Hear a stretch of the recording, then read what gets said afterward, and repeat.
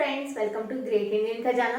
IFSC code को बहुत ही simple तरीके से समझाने के लिए मैंने इस वीडियो को 4 मेन पॉइंट में डिवाइड कर दिया है।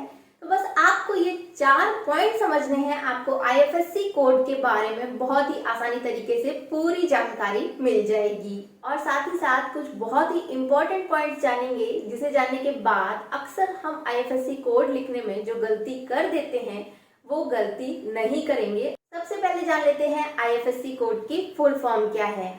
आईएफएससी कोड की फुल फॉर्म है Indian financial system code. Second point में जान लेते हैं कि आईएफएससी कोड की हमको जरूरत कहाँ पर पड़ती है, आईएफएससी कोड का क्या काम है।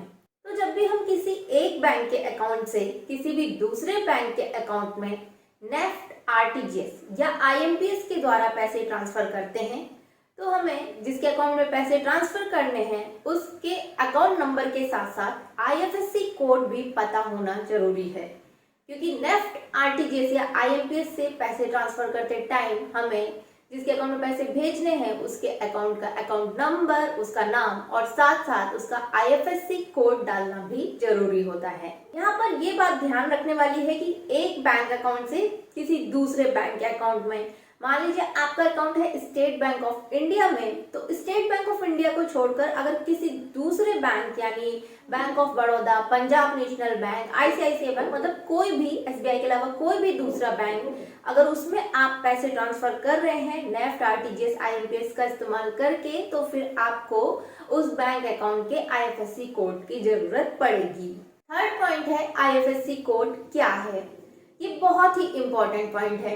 अगर आप इस पॉइंट को अच्छी तरह से समझ गए तो अक्सर हम जो आईएफएससी कोड लिखते टाइम गलतियां कर देते हैं वो गलतियां करना आप बंद कर देंगे। तो इसलिए इस पॉइंट को बहुत अच्छे से समझिएगा।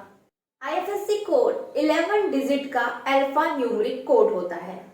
हर बैंक की हर ब्रांच का अपना एक यूनिक कोड होता है। अब देखिए इंडिया में कितने सारे बैंक हैं, जैसे एसबीआई है, एचडीएफसी है, बैंक ऑफ बड़ौदा है, तो बहुत सारे बैंक हैं और हर बैंक की कितनी सारी ब्रांच है। स्टेट बैंक ऑफ इंडिया का देख लीजिए कितनी सारी ब्रांच है, हर गांव में, हर शहर में। तो हर बैंक की जितनी भी ब्रांच है, सभी ब्रांच का अपना एक यूनिक आईएफएससी कोड होता है और ये आईएफएससी कोड उस ब्रांच की पहचान होता है। और ये बात हमेशा ध्यान रखिए कि आईएफएससी कोड 11 डिजिट का अल्फा न्यूमेरिक कोड होता है।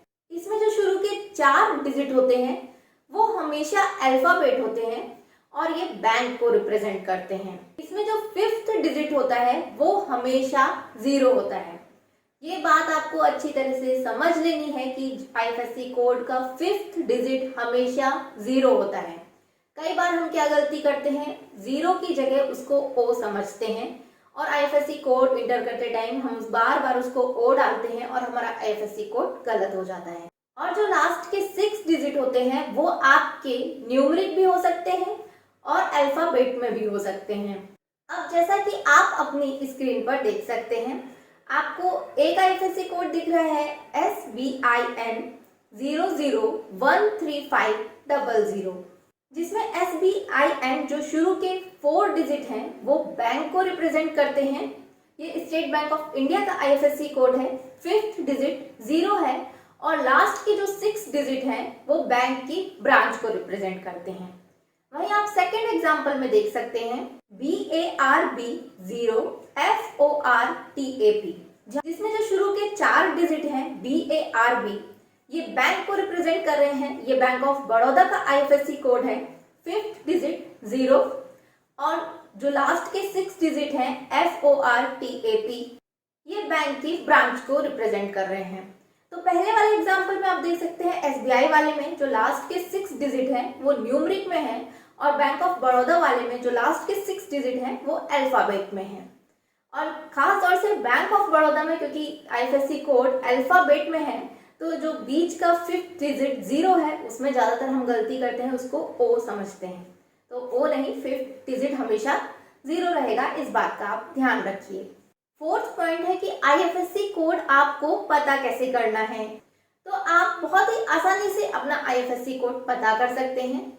इसके मुख्य रूप से हम कह सकते हैं कि 3 तरीके हैं जिससे आप पता कर सकते हैं। पहला आपका बैंक पासबुक, बैंक पासबुक में जो आपका फर्स्ट पेज होता है जिसमें आपका नाम और एड्रेस लिखा होता है, उस पेज पर आप ध्यान से देखेंगे तो आपको अपने अकाउंट का आईएफएससी कोड मिल जाएगा। सेकंड, आपका चेकबुक। चेकबुक के हर पेज पर आपको अपना आईएफएससी कोड लिखा हुआ मिल जाएगा। अगर आप चेकबुक के जो पेज है उसमें ऊपर की तरफ देखेंगे तो आपको आपकी ब्रांच का आईएफएससी कोड वहां पर लिखा हुआ मिलेगा। तीसरा, आप ऑनलाइन पता कर सकते हैं। किसी भी बैंक की ब्रांच का आईएफएससी कोड ऑनलाइन पता करना बहुत ही आसान है। मान लीजिए आपका एसबीआई में अकाउंट है जिसका आपको आईएफएससी कोड पता करना है। तो पता करने के लिए गूगल सर्च पर आएंगे और यहाँ पर सबसे पहले बैंक का नाम डालेंगे, एसबीआई। अब मान लेते हैं आपका जो अकाउंट है वो कानपुर के गोविंद नगर एरिया में है, तो यहाँ पर आप डाल दीजिए गोविंद नगर जो कि एरिया है, और कानपुर, कानपुर आपकी सिटी है। यहाँ पर सर्च करेंगे। अब आप यहाँ पर देख सकते हैं कई सारी वेबसाइट ओपन होकर आ गई हैं, तो आप कहीं पर भी चेक कर सकते हैं। देखिए यहाँ पे आईएफएससी कोड पता चल गया, और यहाँ पर भी आप देख रहे हैं, यहाँ पर हम क्लिक करेंगे तो यहाँ पर आप देख सकते हैं कि आपको एसबीआई का जो आपका कानपुर के गोविंद नगर ब्रांच का आईएफएससी कोड है वो आपको यहाँ से मिल जाएगा। तो ये तो हो गए बहुत ही 3 आसान तरीके आईएफएससी कोड पता करने के। इसके अलावा आप आरबीआई की वेबसाइट पर, बैंक की वेबसाइट पर जाकर के, और कई सारी ऐप आती हैं जिससे आप आईएफएससी कोड किसी भी बैंक की ब्रांच का बहुत ही आसानी से पता कर सकते हैं। होपफुली ये वीडियो आप लोगों के लिए यूजफुल होगा। यूजफुल है तो प्लीज इसको ज्यादा से ज्यादा शेयर करिएगा, लाइक करिएगा, अपने कमेंट जरूर करिएगा। Thanks for watching.